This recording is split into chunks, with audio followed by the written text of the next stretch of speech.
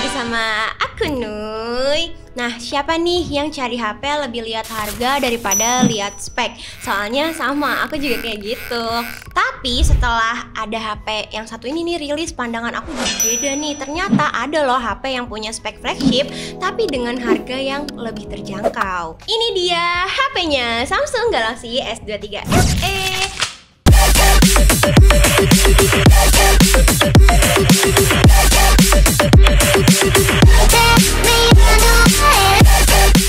Jadi ini adalah Samsung Galaxy S23 tapi yang versi Fun Edition-nya atau biasa disebut FE.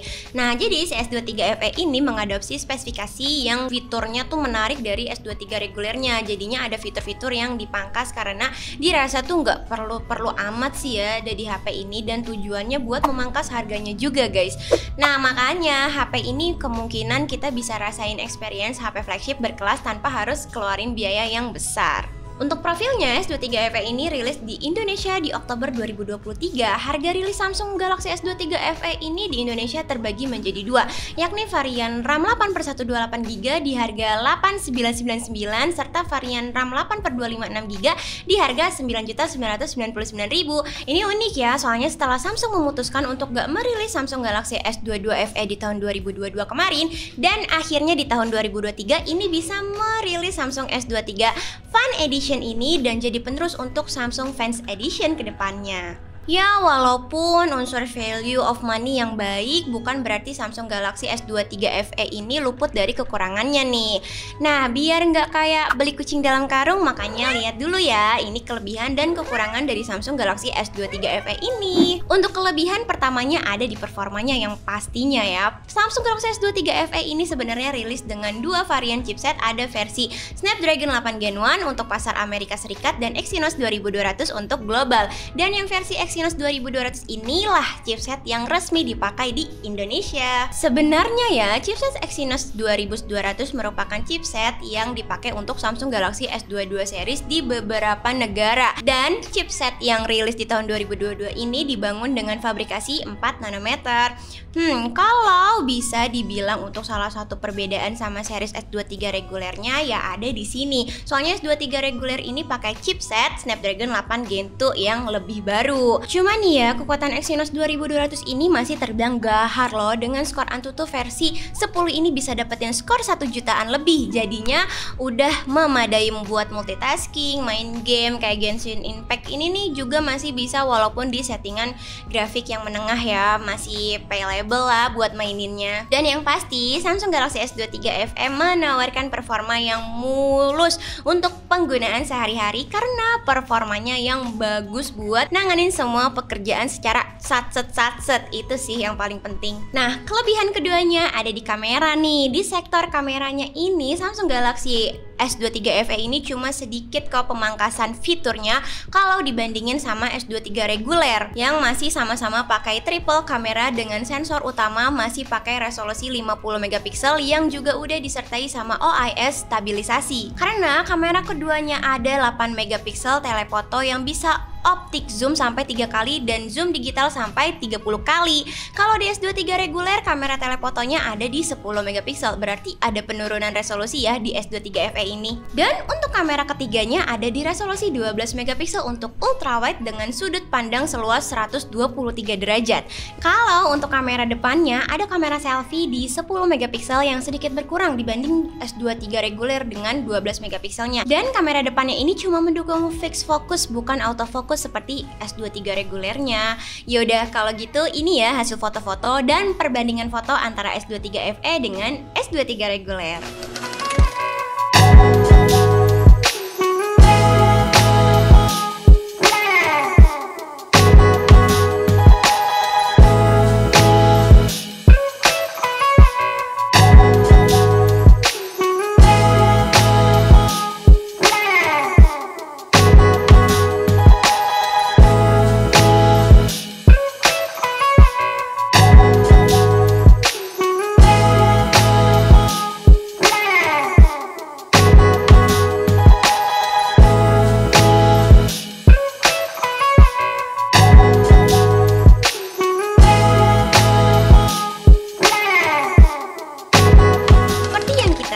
tuh, S23 FE ini harganya cuma di bawah 10 jutaan aja. Tapi kalau dilihat dari hasil fotonya, ini setara loh sama flagship. Detail yang dihasilin itu wow, dengan tampilan warna yang menonjol, yang menjadi ciri khas Samsung untuk selama ini.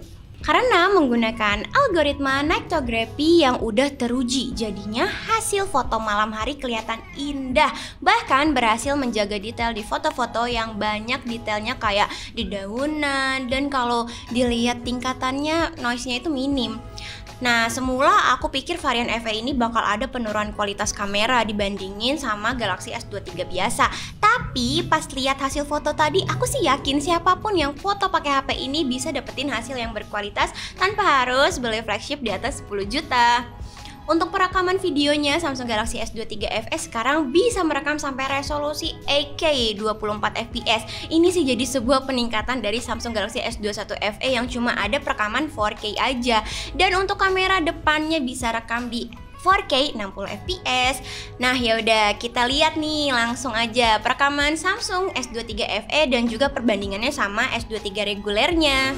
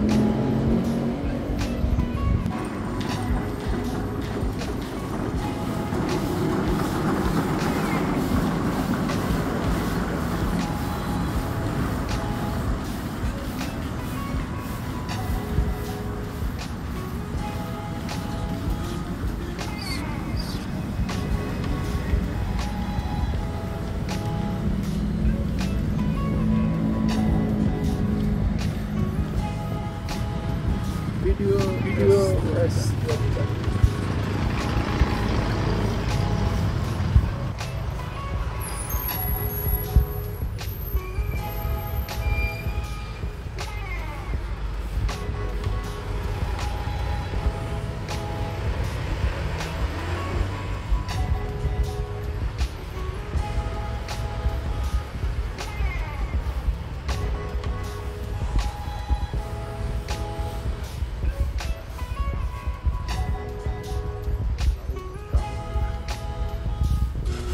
Kalau menurut aku sih, Samsung Galaxy S23 FE ini memiliki stabilisasi yang mulus saat merekam videonya ya. Dan kualitas videonya juga keren banget, udah gitu gambarnya tajam nih, gak kalah sama S23 regulernya. Oke, untuk selanjutnya kelebihan ketiga ada di layarnya. Dibandingkan sama Samsung Galaxy S23 reguler, rupanya varian Fan Edition ini punya ukuran yang lebih luas loh. Panel yang dipakai sama-sama Dynamic AMOLED 2 kali, tapi di S23 FE ini berukuran melebar jadi 6,4 inch dibanding S23 reguler yang cuma 6,1 inch aja. Terus di layar Samsung Galaxy S23 FE juga bisa menyesuaikan secara otomatis antara refresh rate 60Hz hingga 120Hz. Jadinya bersifat adaptif untuk menghemat daya. Udah gitu resolusi layarnya nggak berubah, sama-sama Full HD Plus yang cukup umum ya di industri smartphone ini kalau kita lagi ngomongin smartphone yang flagship. Karena edisinya Fan Edition ini dibanderol dengan harga terjangkau, tapi sayangnya ada sejumlah pengurangan fitur di layar smartphone ini guys. Misalnya nih ya, kecerahan puncaknya ini hanya sebesar di 1450 nits aja dibanding S23 reguler ini di 1750 nits. Ya walaupun 1450 nits itu masih tergolong sangat tinggi juga ya kecerahannya. Terus untuk proteksi layarnya kali ini nggak lagi dilindungi dengan Gorilla Glass Victus 2 seperti Samsung Galaxy S23 reguler. Nah, versi kaca pelindung yang dipakai di varian FE ini menurun jadi Gorilla Glass 5 aja. Ya, tingkat durabilitasnya emang pastinya berkurang, tapi tetap sama-sama nawarin ketahanan terhadap benturan dan goresan. Dan kalau kalian lihat nih ya, layar depannya masih kelihatan ya, bezelnya masih terlalu tebel di setiap sisinya. Dan ini lumayan ya, kayak berasa bukan flagship sih jatuhnya kalau bezelnya tebel begini. Untuk kelebihan berikutnya, tunggu. Ini aku bingung sih, ini kelebihan atau malah kekurangan ya. Soalnya HP Samsung Galaxy S23 FE ini adalah turunan DNA dari S23 regulernya ya. Tapi untuk desainnya kok kalau dilihat-lihat gak mirip ya sama S23 regulernya. Malahan miripnya tuh sama Samsung Galaxy A54, si HP kelas mid-range. Ini gimana ini? Modul kameranya letaknya sama dan lampu LED flashnya juga sama persis loh sama A54. Tapi tenang aja, yang bedain tuh ada di bagian ring buletan kameranya yang ada frame aluminium berwarna silver. Kalau di A54 tuh gak ada yang kayak gitu. Samsung Galaxy S23 FE jadinya kayak kehilangan vibe eksklusifnya nih. Orang bisa aja ngelihat back cover HP ini dan nyangkainya sebagai HP di kelas harga yang lebih bawah. Jadinya rada susah nih kalau mau flexing dengan cara mirror selfie.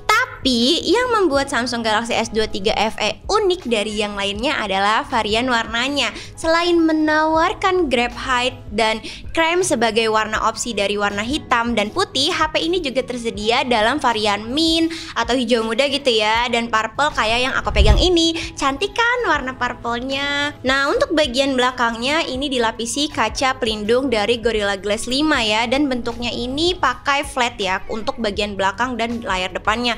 Aku sih lebih suka flat kayak gini nih, lebih enak dipegangnya dan gak bakalan mistouch kalau dibandingkan yang pakai layar curve. Nah, poin positif dari S23 FE ini ada di ketahanan HP-nya yang udah ada sertifikasi IP68 yang tahan di kedalaman air 1,5 meter selama 30 menit dan tahan buat masuknya debu ke dalam HP ini. Dari semua fitur yang dipangkas, fitur IP rating ini sih yang aku apresiasi banget buat tetap dipertahanin. Kalau untuk baterainya, Samsung Galaxy S23 FE ini terbilang standar aja sih di 4500 mAh. Ini masih lebih baik ya dibanding S23 reguler yang cuma di 3900 mAh aja. Ya wajar sih, S23 reguler itu soalnya bodinya kecil, cuma di 6,1 inch yang jadinya gak begitu makan banyak daya. Untuk screen on time-nya bisa dapetin 5 jam untuk penggunaan beragam. Dan S23 FE ini punya ketahanan baterainya sampai 9 jam 30 menit. Wow, lumayan awet ya. Kalau untuk chargingnya, Samsung Galaxy S23 FE ini sayangnya hanya dikasih kecepatan charging di 25 watt aja. HP ini bisa mengisi baterai 50% dalam waktu 30 menit. Kalau penuh bisa 60 menit alias 1 jam ya. Yah, sayang ya fast chargingnya cuma di angka segitu. Padahal HP sejutaan kayak Infinix udah bisa kasih fast charging sampai 33 watt. Tapi di luar dari fast chargingnya yang kalah saing, Samsung Galaxy S23 FE ini masih pertahanin fitur wireless charging dan juga reverse wireless chargingnya. Kelebihan yang cukup penting juga ada di bagian update softwarenya nih. Soalnya Samsung ini emang benar-benar sangat-sangat memperhatikan masa update software di setiap produknya. Untuk Samsung Galaxy S23 FE ini, HP ini udah sampai di Android 13 dengan interface One UI 5.1. Ya, Samsung juga janjiin untuk bisa dapetin versi Android sampai 4 tahun dan security patch sampai 5 tahun ke depan. Artinya HP ini bakalan mendukung Android 17 di tahun 2026 sampai 2027 nanti, dan update security patch-nya juga bakalan ada sampai tahun 2028. Wow, mudah-mudahan masih awet nih ya HP sampai tahun 2028. Untuk fitur flagship di Fan Edition ini yang menurut aku keren banget adalah adanya Samsung DeX. Jadi Samsung DeX ini memungkinkan kita untuk menyulap interface yang ada di HP menjadi interface desktop yang familiar. Caranya gampang banget kok, tinggal konekin aja HP-nya dengan monitor eksternal atau bisa juga di laptop langsung dengan kabel atau nirkabel. Tapi untuk di laptop harus install dulu juga ya aplikasi Samsung DeX for PC. Nah, kalau udah connect, tampilannya menjadi mirip PC dan bisa melakukan produktivitas di dalamnya kayak pakai laptop sungguhan ya jadinya. Selain Samsung DeX, ada berbagai konektivitas keren lainnya seperti Wi-Fi 6E yang bisa bikin internet stabil dan lebih cepat. Terus juga ada sensor sidik jari dalam layar, NFC sampai Bluetooth 5.3. Tapi sayang, fitur UWB-nya yang semula hadir di Galaxy S23 Plus dan Ultra sekarang dihilangin di seri FE ini. Ya, aku kira juga ini nggak penting-penting banget sih ya menurut aku. Nah, gimana nih? Udah tahu kan kalau Samsung Galaxy S23 FE itu punya harga yang lebih murah dari Samsung Galaxy S23 regulernya, tapi masih tetap bisa ngerasain fitur unggulan dari varian Fan Edition ini. Karena bagaimanapun juga Fan Edition ini emang berusaha untuk pertahanin fitur yang disukai oleh penggemar atau fans Samsung itu sendiri dengan cara mengurangi harganya, walaupun harus memangkas fitur-fitur yang dirasa nggak perlu. Oke deh, itu tadi ya kelebihan Samsung S23 FE ini yang bisa kamu jadiin pertimbangan untuk pilih atau skip HP ini. Nah, kalian bisa komen atau like dan subscribe channel Teman Ponsel. Aku Nuy, sampai jumpa.